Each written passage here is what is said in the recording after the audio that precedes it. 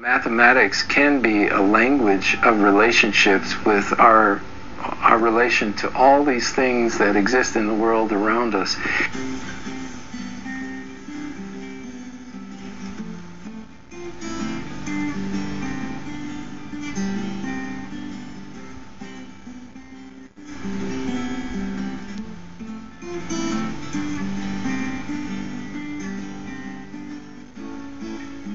If a child isn't doing well with reading, we all tend to notice that. Parents, teachers, everybody tends to notice that and wishes the child to do better. If a child isn't doing so well with math, some of us tend to write it off and say, oh, she's just not very good at math. Or, oh, I wasn't very good at math either, so my child, he's not going to be very good at math either. And we seem to almost accept that that's okay. It's easy to fall behind in math, and it's very hard to catch up in math. It's easy to rationalize away that you're struggling in math and that it matters. It does matter, and it can hold children back later on. 1, 2, 3, 4. Numbers knocking on the door. 5, 6, 7, 8. Numbers just can't. So it's important to get children engaged in math, to get teachers engaged in helping children find their way through math. 1,000, 2,000, 3,000, 4,000. All right, Aaliyah, can you bring it over? And our number is stretching out so big. Can you compose our number? And we'll leave it right under. So we have 4,557. Numbers, they will work for you. Let's do the numbers counting right.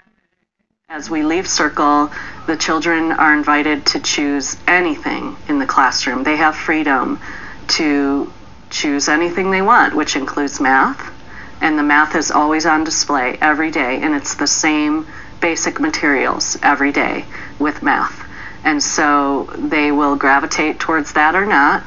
And if we find that a child is not gravitating towards it in the way that we would like them to, we will encourage them. 1 and 1 is 2. 2 and 2 is 4. Montessori materials have blocks that can be manipulated by grouping them. The children are using algebra, and it's so important for the children, as is happening in our situation. The children are not only learning how to regroup, how to combine, but they're learning that these are algebraic skills. We don't restrict math to a certain time of day. We don't do math from 9 to 10.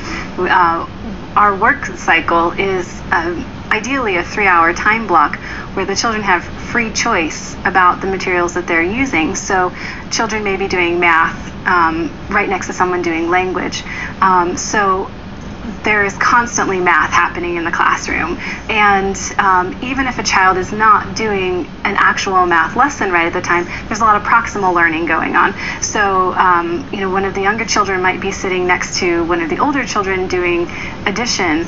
And even though this child is not themselves doing addition, they are watching what the older children are doing, and they actually start to learn from each other.